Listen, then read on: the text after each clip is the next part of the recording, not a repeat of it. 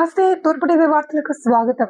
విశాఖపట్నం కేంద్రంగా బిఐజే hub creations వారు రాష్ట్ర వ్యాప్తంగా 10 జిల్లాల నుండి 400 స్కూళ్లను సర్వే చేసి లాభాపేక్ష లేకుండా సేవాభావంతో నడిపిస్తున్న స్కూల్ను అవార్డు గ్రహీతలుగా ఎంపిక చేయగా శ్రీకాకుళం జిల్లా పలాస మండలం రామకృష్ణపురం గ్రామంలో ఉన్న సత్యసాయి విద్యావిహార్ను ఎంపిక చేశారు.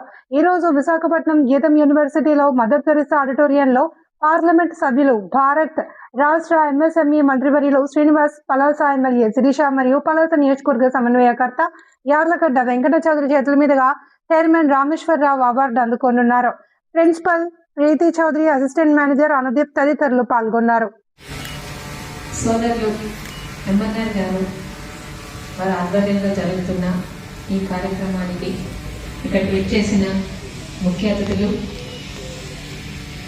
సోదరులు ఎంపీ భరత్ గారికి, అలాగే కొండపల్లి శ్రీనివాస్ గారికి మంత్రివర్యులు, అలాగే సోదరి వైద్యురాలు శిరీష గారికి, మా అందరికన్నా ముఖ్యంగా స్కూల్స్ అలాగే టీచింగ్ అనేది ఒక ఇన్నోవేటివ్గా ప్రజలకి ముఖ్యంగా స్టూడెంట్స్కి అందుబాటులో ఉండేటట్టు, అలాగే ఒక సేవలాగా చేస్తూ ఇక్కడికి ఎన్నిక కాపాడడం మీ అందరికీ కూడా మా అందరి తరఫున ప్రత్యేకంగా శుభాకాంక్షలు, అభినందనలు తెలుపుకుంటున్నానండి. ఈ కార్యక్రమం గురించి ఒక నెల రోజుల క్రితం నాగరాజు గారు సోదరులు మాకు తెలుగుదేశం పార్టీలో ఒక ట్రైనర్గా మా అందరికీ, మీ అందరూ ఆయన స్టూడెంట్స్మే, అంటే పార్టీ పట్ల క్రమశిక్షణతో ఒక అంకిత భావంతో పనిచేసే ప్రతి ఒక్క కార్యకర్త కూడా ఆయన దగ్గర క్లాసెస్ తీసుకున్న వాళ్ళే.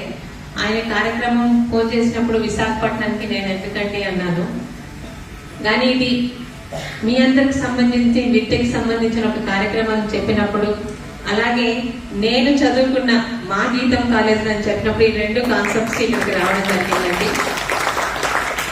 91-94 బ్యాచ్ మేము 30 years అయిపోయింది గీతం కాలేజ్లో చదువుకోవడం.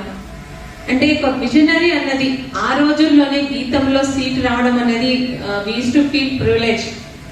అంటే ఏం ఆలోచించి పెట్టారో కానీ మూర్తి గారు అప్పటికి ఇప్పటికీ కూడా one of the top most educational hub గా గీతం కాలేజ్ ముందుకు వెళ్తుంది.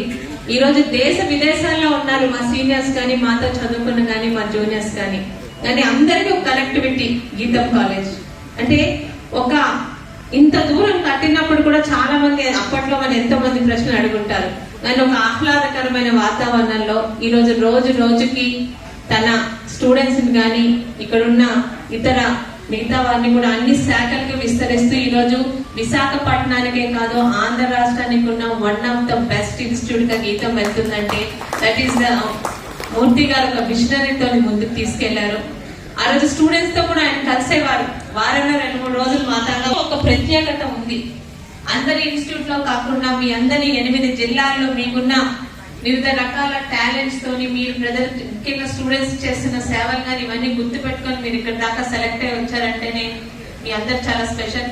అయితే నెక్స్ట్ టైం కి ఇంకా ఎక్కువ మంది రావాలని కోరుకుంటున్నాం. ఎందుకంటే కొంతమందితో ఆగిపోకూడదు.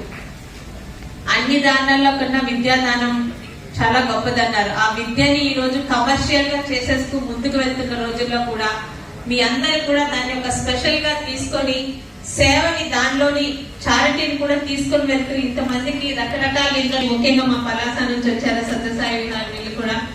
అంటే స్కూలింగ్ అంటే ఏదో వచ్చారు, ఫీజులు కట్టారు, మార్క్స్ ఈ రోజున 499 వచ్చాయా 489 వచ్చాయా అని కాకుండా వాళ్ళ పేరెంట్స్ కి పిల్లలకి కూడా ఎక్కడ ఇబ్బంది లేకుండా ఒక మంచి పేరుతో ముందుకెళ్తే మీ అందరికి కూడా మా అందరి తరఫున ప్రత్యేక ధన్యవాదాలు. అయితే నిజంగా నెక్స్ట్ టైం కి వీళ్ళంటి వాళ్ళు ఇంకా ఎక్కువగా రావాలని, సొసైటీకి ఒక కమర్షియల్ స్కూలింగ్ కాకుండా ఇలాగ సేవా దృక్పథంతో వెళ్లేలాగా మీ అందరు కూడా ఉండాలని కోరుకుంటూ మరొక మంచి కార్యక్రమంలో నన్ను కూడా ఇక్కడ భాగస్వామ్యం చేసిన సోదరులు ఎంఎన్ఆర్ గారికి కృతజ్ఞతలు తెలుపుకుంటూ సెలవు తీసుకుంటానండి. Congratulations to you.